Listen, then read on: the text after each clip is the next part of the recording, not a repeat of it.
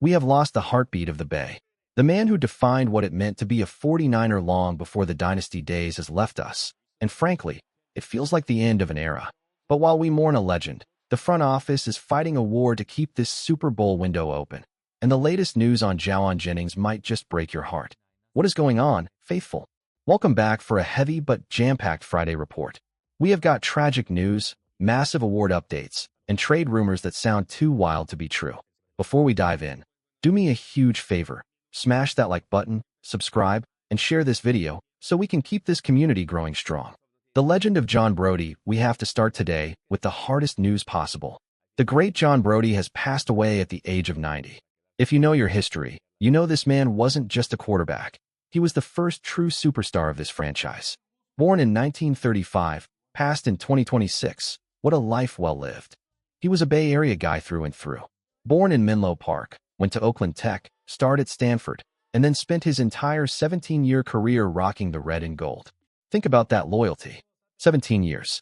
His number 12 is retired for a reason. Nobody will ever wear that jersey again, and nobody should. Brody was the MVP of the NFL in 1970. He was a two-time Pro Bowler and an All-Pro. He threw 214 touchdowns in an era where defenders could practically maul you without a penalty.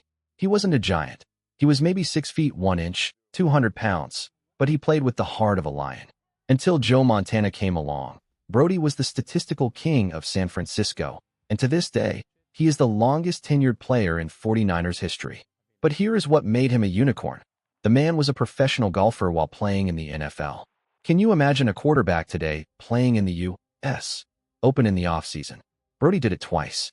He even won on the senior PGA Tour. The hand-eye coordination was just superhuman. When you look at the modern NFL, with players jumping teams every other year, will we ever see another icon like John Brody, who gives 17 years to one city and excels at two professional sports simultaneously? Rest in peace, John. You were the face of the franchise for nearly 2 decades. You paved the way for Montana, for Young, for everyone who followed. The 49ers family is hurting today, but we are so grateful for the legacy you left behind. Front office shakes and coaching moves, we have to try to make that tough transition back to the business side of football because the news cycle doesn't stop. First up, the front office is getting raided again. Josh Williams has officially completed his interview with the Atlanta Falcons for their general manager position. We knew this was coming. Josh has been a rising star in our scouting department for years. He is young, he is sharp, and he is incredibly well-spoken. If he lands that gig in Atlanta, it is a huge loss for us, but a massive win for him. It feels like it's not a matter of if he becomes a GM, but when. We should know in a few days if he's packing his bags. Speaking of Atlanta, they tried to poach our coaching staff too. The Niners reportedly asked for permission to interview Falcons defensive backs coach Justin Hood for a high-ranking defensive role here, but Atlanta blocked it. They shut the door. It shows you how highly regarded Hood is, but it also means we have to look elsewhere to bolster the defensive staff. On the special teams front, we got some clarity involving Robert Saleh. News out of Tennessee is that Saleh is keeping John Fassel as his special teams coach. That is actually good news for us because it means he is not taking Brant Boyer. It looks like Boyer is staying put in San Francisco for another year, which is huge for continuity. Question of the day. This brings me to our question of the day, and I want to see your answers down in the comments right now. With the defense needing a spark and the coaching staff shifting, would you be willing to trade a high draft pick, like a second or third rounder, to bring in a proven defensive superstar this offseason? Or should we keep building through the draft? Let me know what you think below. Player awards and roster moves. Let's talk about some hardware. Christian McCaffrey has been named the Pro Football Writers of America's Comeback Player of the Year. What a season for CMC. Think about where this team would have been without him. He didn't just play, he dominated. He got stronger as the season went on. Remember those games against the Colts and the Bears late in the year? He was averaging 5-6 yards a carry when everyone else was tired. He carried the offense on his back, both running and receiving. This award is well-deserved, and it just proves he is the engine of this team.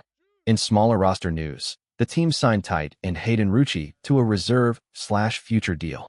He's a Penn State kid, known for being a grit-and-grind blocker. It's a depth move, but those are the guys who end up making a difference on special teams.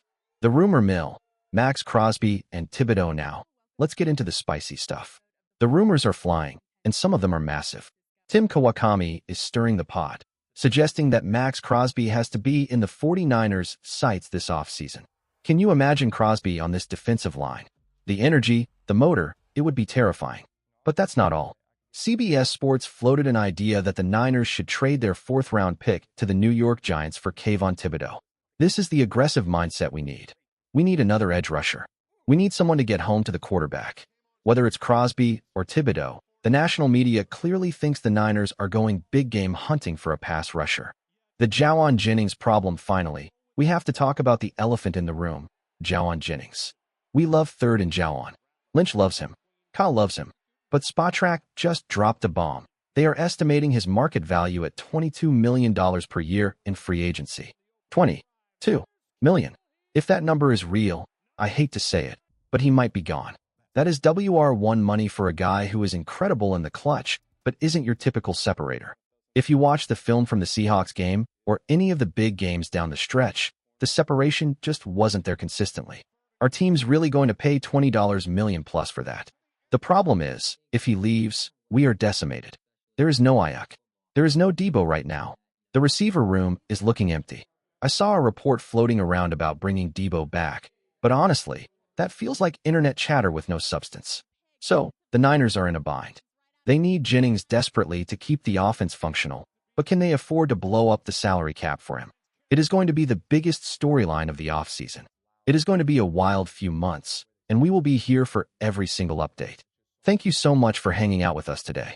Make sure you are taking care of yourselves. Tell your family you love them. John Brody's passing is a reminder of how precious time is. Keep it locked right here for all your 49ers news. Until next time, go Niners.